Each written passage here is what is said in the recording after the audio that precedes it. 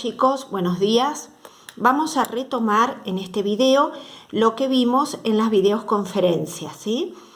Sobre la síntesis de todos los conjuntos numéricos que componen una de las ramas más importantes de la matemática, que es la aritmética.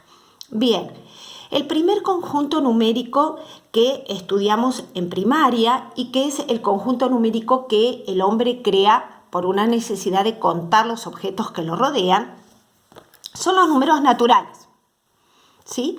Los números naturales surgen por una necesidad de la sociedad de contar los objetos que lo rodean, pero además la matemática los utiliza para realizar sus operaciones. Estas tres operaciones que vemos acá, adición, sustracción y multiplicación, son las operaciones que siempre se pueden resolver dentro de los números naturales, por eso cumplen la ley de cierre, o sea, siempre tienen una solución posible. Cuando la sociedad va evolucionando, se encuentra con que hay situaciones que los números naturales no podían resolver. Se crean así los números enteros. Los enteros positivos que tienen una correspondencia con los naturales. ¿Qué quiere decir una correspondencia? Fíjense que esta flecha es doble. ¿Qué es lo mismo un entero positivo que un número natural? Tiene la misma aplicación. Por eso cuando nosotros tenemos que escribir un positivo, más 4, más 6, más 8, le escribimos el más o no, porque es lo mismo escribir más 4 que 4. Los, nuevos son los enteros negativos, que tienen la aplicación contraria a los positivos. Los enteros positivos y los enteros negativos forman el conjunto de los números enteros, que se simboliza con una Z. Los números enteros permiten al hombre solucionar o representar situaciones que no podían representar los números naturales. Cuando vimos los números enteros en segundo año dijimos, las temperaturas sobre cero se representan con los números positivos, las temperaturas bajo cero con los negativos, el dinero que tengo con los positivos, el dinero que debo con los negativos. Bien, además de esas situaciones que permiten representar los números enteros, tenemos que matemáticamente el conjunto Z da siempre solución a las operaciones que daba solución los naturales, o sea, adición, multiplicación y potenciación, y además la sustracción. ¿Por qué? Y bueno, porque pensemos, por ejemplo, si yo tengo una sustracción 2 menos 8, dentro de los números naturales no lo voy a poder solucionar, pero dentro de los números enteros sí, ya que 2 menos 8 es un número negativo menos 6. Entonces, los números naturales, además de los números enteros, además de solucionar todas las operaciones que le daba solución los naturales, le da solución también a la sustracción. A pesar de eso, había situaciones en la vida del hombre que no se podían representar, ni con los naturales ni con los enteros.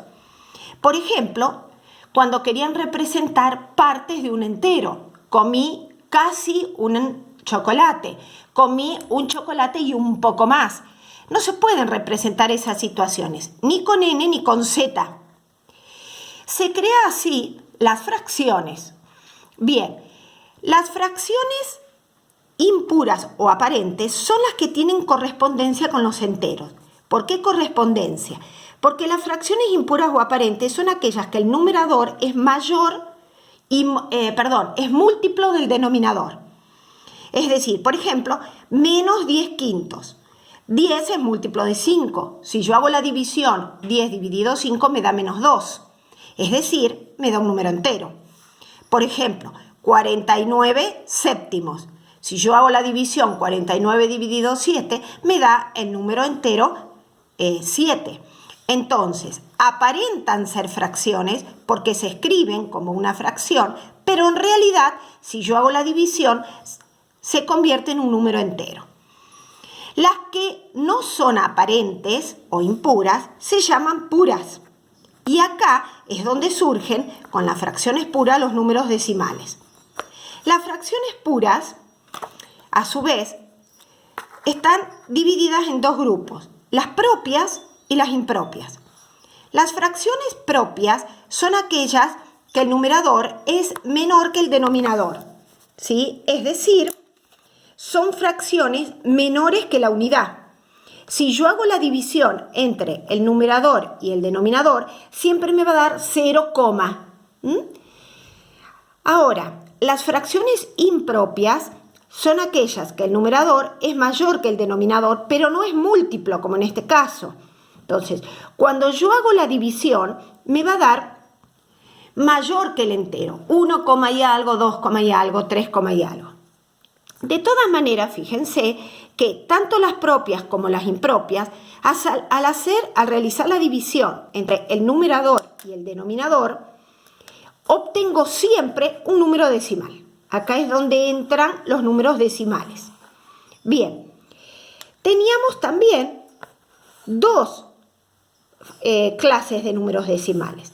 Los decimales exactos, 0,5, punto, se terminó la división, no puedo más sacar comas, decimales, menos 3,8, etc. Por ejemplo, si yo divido la fracción un cuarto, ¿sí? Me va a dar 0,25 y no voy a poder sacar más decimales. Se llama decimal exacto. Ahora, si yo divido, por ejemplo, 10 tercios, me va a dar 3,333. Infinitas veces se va a repetir ese periodo. Es decir, tiene infinitas cifras que se repiten. Esto lo vimos en tercer año. Periódicos puros, cuando el o los números, o sea, el o las cifras que se repiten, están enseguida después de la coma. Por ejemplo, acá, 1,6. El 6, que es el periódico, está enseguida después de la coma. Se llama periódico puro. Periódico mixto es aquel que tiene algunas cifras no periódicas y después viene el periodo. Es decir, entre el periodo y la coma hay algunas cifras que no son periódicas. Todo esto, decimales, fracciones puras, fracciones impuras, constituye el conjunto de los números racionales, que los representamos con una Q. ¿Cuáles son las operaciones que siempre se pueden resolver dentro de los números racionales? O sea, que cumplen con la ley de cierre. Fíjense, las anteriores, la adición, la sustracción, la multiplicación y la potenciación, y además la división. ¿Por qué? Si yo tengo, por ejemplo, 10 dividido 7, dentro de los naturales no voy a poder resolverlo. Dentro de los enteros tampoco. Pero dentro de los racionales sí, porque 10 dividido 7 puedo dejar la fracción 10 séptimos o realizar la división y me va a dar un número con coma. Bien, llegado a este punto es donde nosotros terminamos en tercer año. Pero no significa que se ha terminado el estudio de la aritmética, porque en realidad, si nosotros vemos, podemos solucionar estas operaciones, pero me falta el tema de la radicación. Hay dos clases de raíces que dentro de los racionales no tienen solución. ¿Por qué no la vimos en tercer año? Bueno, porque se necesita un mayor desarrollo del pensamiento abstracto para poder entenderlo y algunos conocimientos que nosotros vimos en cuarto año para poder entender estos nuevos conjuntos numéricos. Por eso que en tercer año terminamos con los racionales y los dejamos ahí. Pero ahora debemos terminar de completar el estudio de los conjuntos numéricos. Cabe hacer una aclaración. La finalidad práctica de la matemática termina con los números racionales.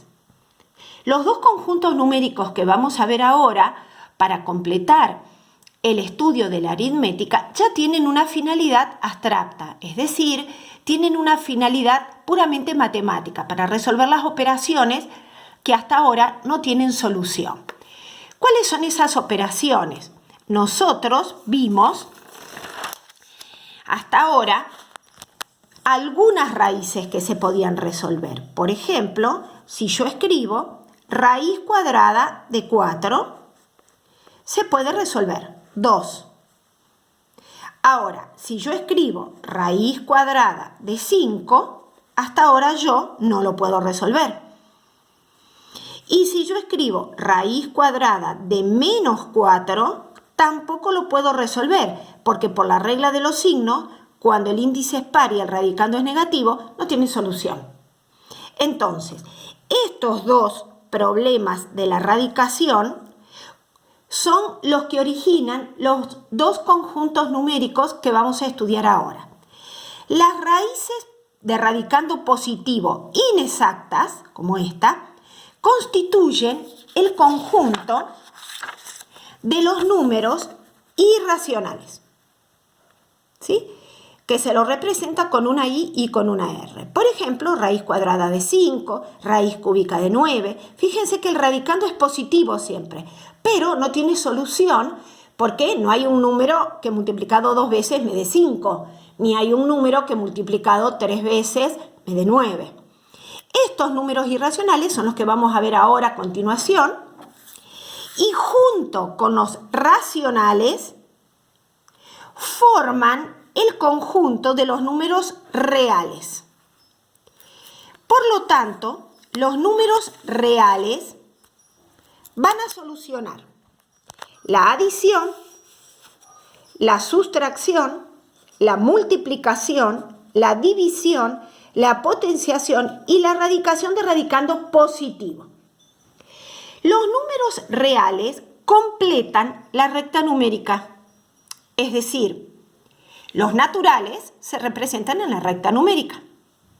Los enteros también los representamos en la recta numérica. Los racionales, es decir, las fracciones y los decimales, también los representamos en la recta numérica. Y los puntos que quedan son los que corresponden a los números irracionales. Ahora, con todos estos números se completa la recta numérica. No hay más espacio en la recta numérica. A cada número real le corresponde un punto de la recta y a cada punto de la recta le corresponde un número real. De tal manera que los otros números, los imaginarios y los complejos, ya se van a representar en el plano cartesiano porque no tienen más lugar en la recta numérica. Bien, dijimos entonces que los números irracionales son los que solucionan el problema de las raíces de índice par y radicando positivo. Me queda que por la regla de los signos no tiene solución. Las raíces de radicando negativo y de índice par constituyen el otro conjunto numérico que se llama números imaginarios, ¿sí? Y M, por ejemplo, raíz cuadrada de menos 4, raíz octava de menos 6, que por ser el índice par y el radicando negativo no tiene solución. Entonces, los números imaginarios, que los vamos a ver después de los irracionales, junto con los números reales, constituyen el conjunto de los números complejos, que son los que se van a representar en el plano cartesiano, porque estos ya no tienen más lugar en la recta numérica. Fíjense, con los números complejos, que se representa con una C, logramos resolver todas las operaciones matemáticas, es decir, acá van a cumplir con la ley de cierre todas las operaciones, ¿sí? Con excepción de la división de divisor 0. Por ejemplo, si yo digo 3 dividido 0 o 3 sobre 0, no tiene solución en ningún conjunto numérico hasta el momento. Es la única operación que ninguno de los conjuntos numéricos anteriores le da solución, ¿sí? Entonces, este cuadro es el que resume el estudio de la aritmética. Acá está resumido todos los conjuntos numéricos en el orden en que se van secuenciando los conjuntos numéricos.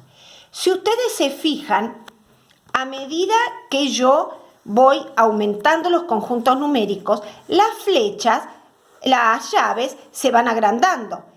Eso no es casualidad, sino que cada conjunto numérico que se crea abarca el anterior. Los números enteros abarcan los naturales. Los números racionales abarcan las fracciones, pero también abarcan los enteros, pero también abarcan los naturales. Los números reales abarcan los irracionales, los racionales, los enteros, ¿sí? Y los naturales. Entonces, si yo digo, el número 4 es real, y sí, el número 4 es un número natural que está dentro también de los números reales. La fracción, por ejemplo, un séptimo. Un séptimo es una fracción pura propia. Bien, es un número racional, también es un número real, es decir, todos los que están acá son números reales, porque están dentro de la flecha de números reales, de la llave de números reales. Yo acá les hice un ejemplo. Tenemos el conjunto n, z que es mayor, los enteros, q que es mayor y los irracionales. Un mismo número se puede expresar en los distintos conjuntos numéricos. 2 unidades, 2 manzanas, 2 peras, 2 naranjas, 2 niños, 2 escuelas, 2 casas. En números naturales, ese es el símbolo, 2. En números enteros sería más 2. Pero también yo lo puedo escribir como una fracción ese más 2. Por ejemplo, la fracción 10 quintos o la fracción 12 sextos, ¿sí? Cualquier fracción aparente en donde al dividir el numerador dividido el denominador me dé 2. Y también lo puedo escribir como un número irracional.